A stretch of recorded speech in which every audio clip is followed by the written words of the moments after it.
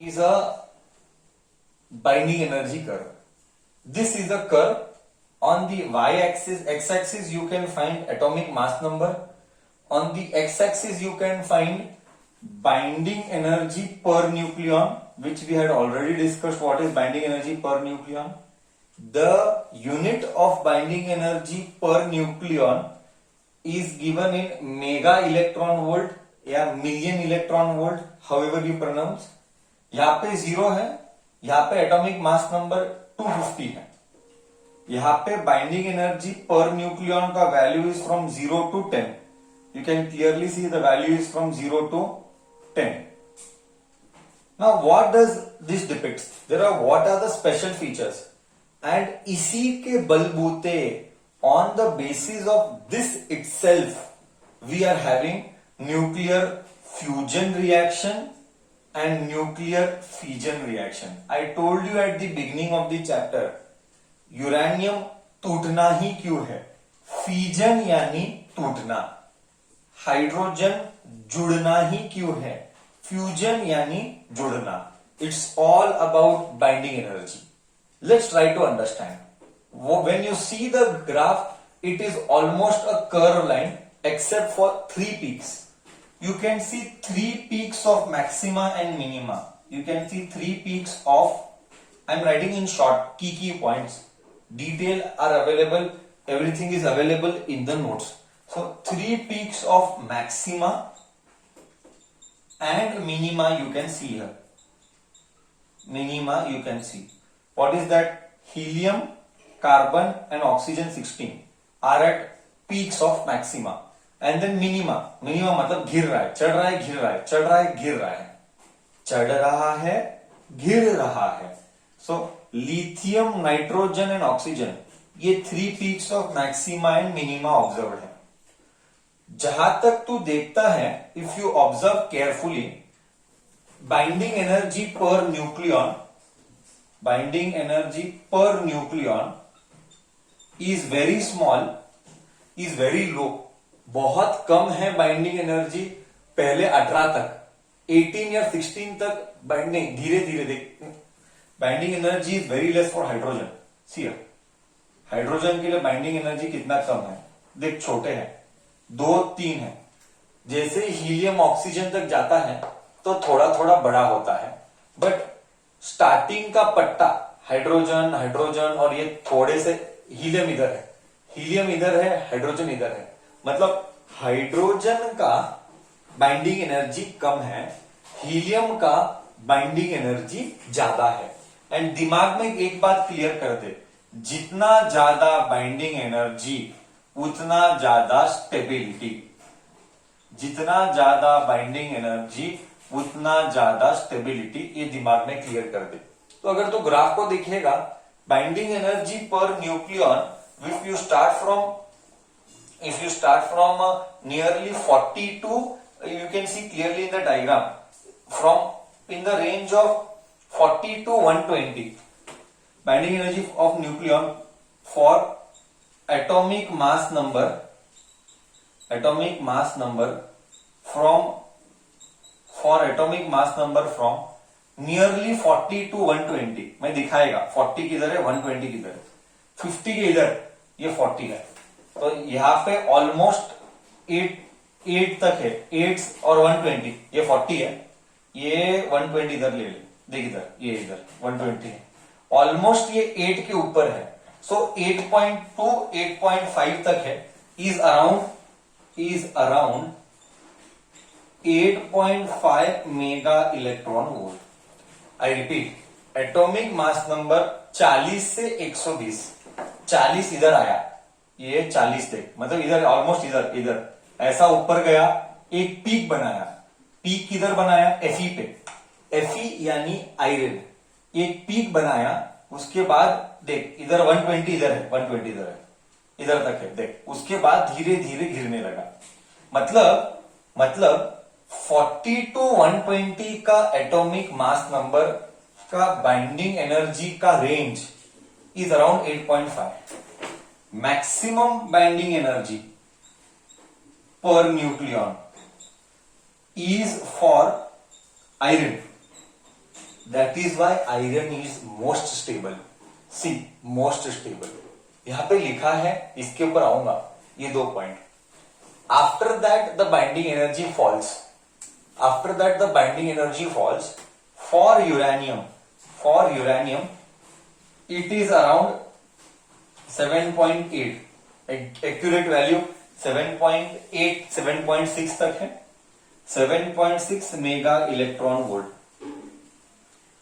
Uranium के लिए it is around 7.6 mega electron volt. अभी देख, यहां से नीचे जा रहा है तो घट रहा है, यहां पे बहुत छोटा है। Now I will give you feel, now I will give you feel. See, nature में सबको सुखी रहना है। आई रिपीट, नेचर में सबको सुखी रहना है। Everybody wants to be happy, happy यानी स्टेबल, स्टेबल। तू पोस्टर देख के तू बोल सबसे स्टेबल कौन है, सबसे स्टेबल कौन है? पोस्टर देख के बोल सबसे स्टेबल कौन दिखता है? आयरन, आयरन लुक्स सबसे स्टेबल।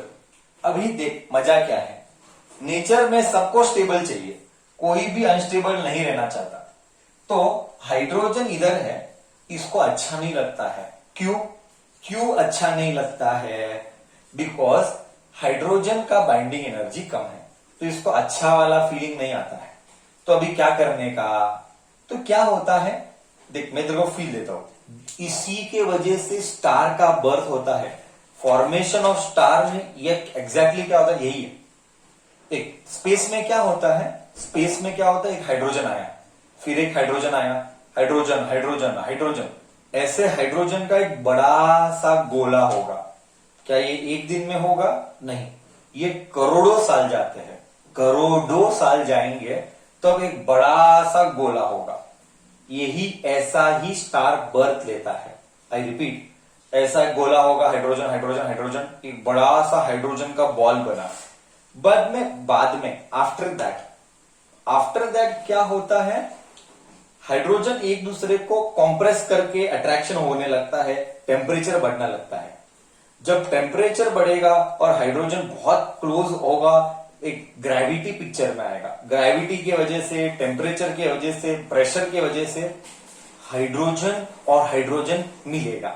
ध्यान से सुन, एक हाइड्रोजन दोनों हाइड्रोजन का मिलन होगा।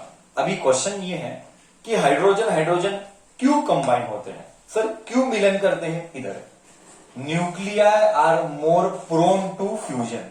क्यों? क्योंकि इनका बाइंडिंग एनर्जी कम है। I am repeating once again, hydrogen and hydrogen एक दूसरे के साथ मिलन करते हैं।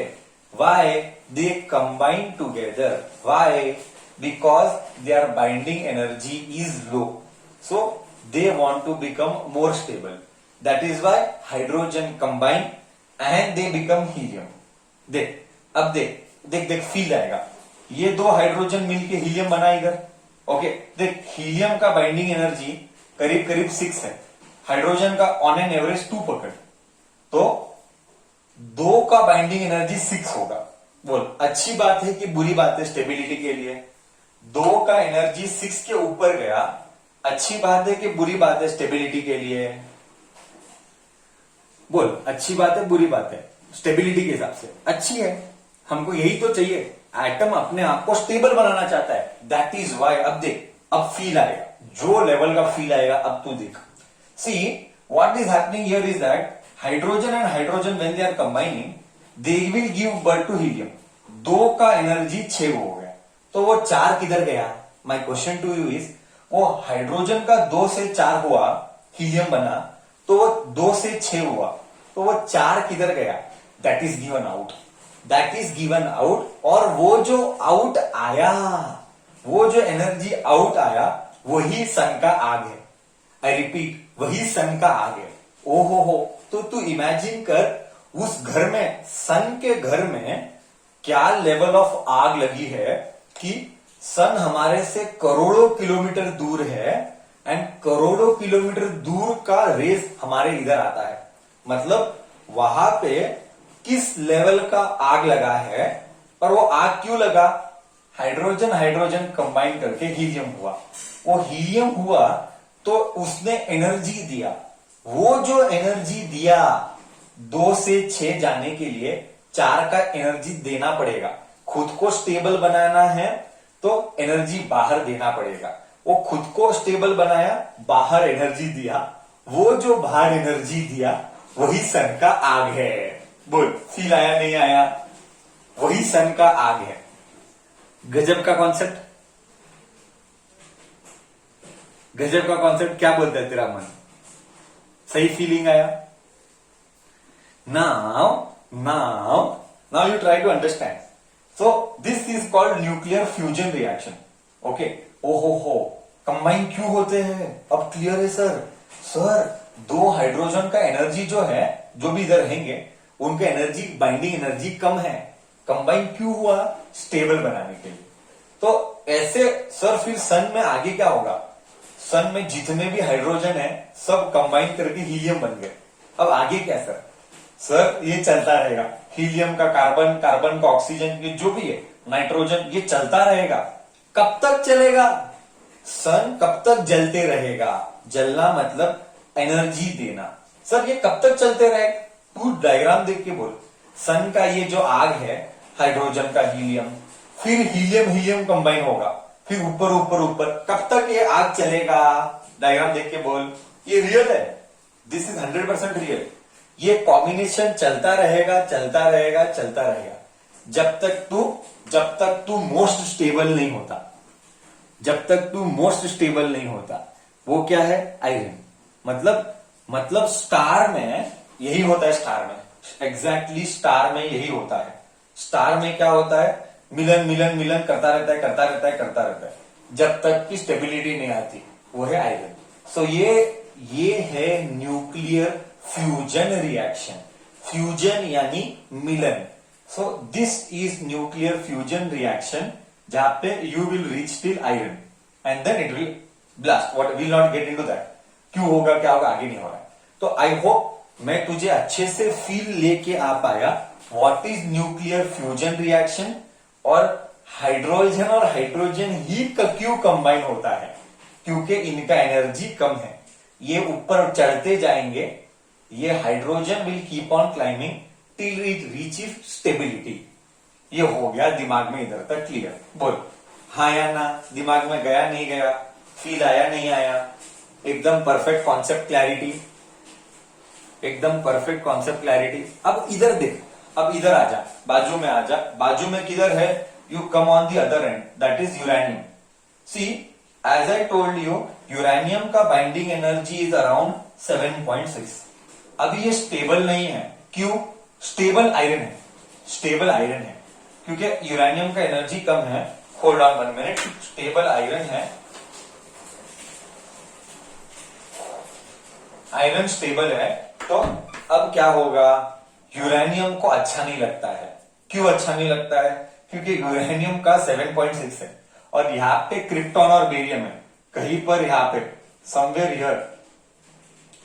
Here is krypton and barium, krypton and barium, Kr and Ba ना।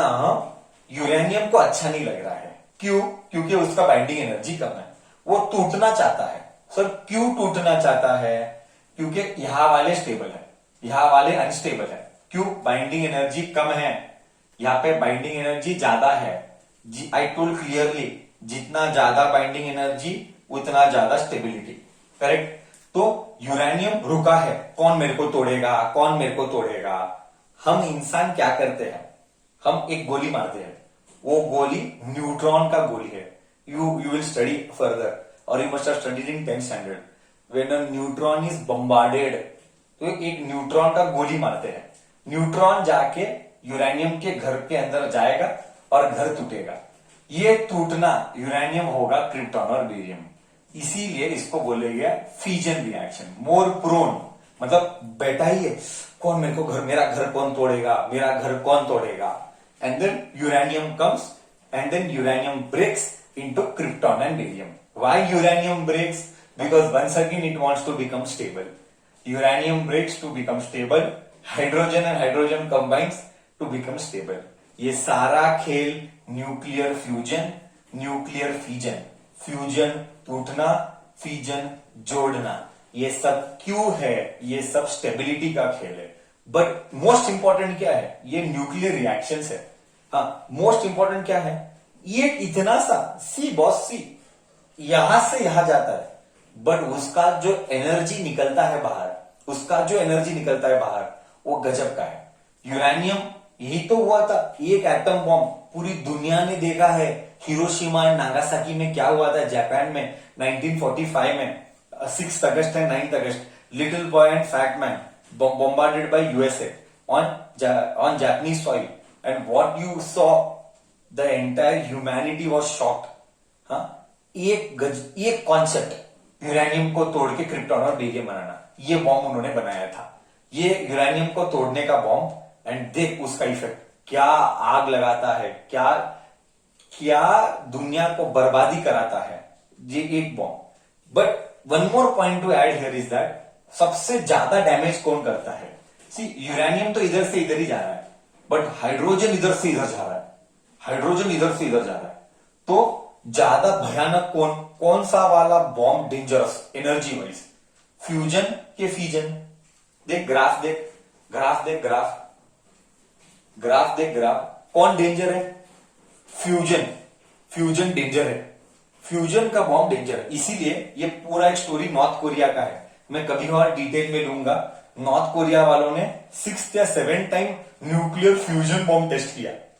जब उसने टेस्ट किया उसके साउथ चाइना सी में, वो साइड पे सी के अंदर जाके बॉम्ब गिरा। 2018-17 का बात है, 5 या 4 इयर्स बैक।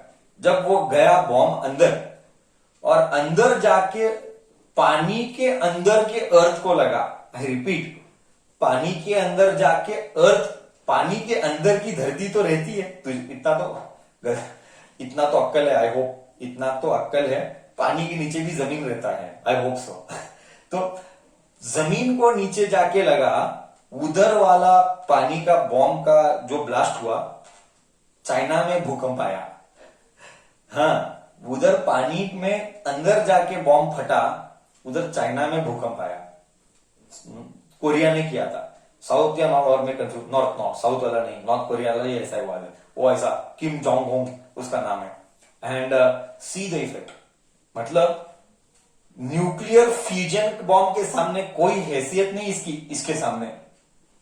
100 टाइम्स भयानक इफेक्ट, 100 टाइम्स 1000 टाइम्स भयानक effect then a uranium bomb.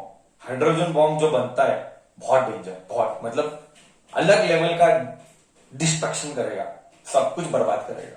But anyways, feel आया, हमारे को तो सब्जेक्ट पढ़ना है, हमको थोड़ी जो बॉम्ब बनाना है, हमको फील उठाना था। यूरेनियम कम एनर्जी क्यों, हाइड्रोजन का बॉम्ब ज्यादा एनर्जी क्यों, क्या गजब का फिजिक्स है ना। I hope you all enjoy, this was one of the best topics to understand, है ना। बाइंडिंग एनर्जी को, न्यूक्लियस, नाम ही न्यूक्लियस है, न्यूक्लियर रिएक्शन न्यूक्लियस, क्या गजब का कॉन्सेप्ट।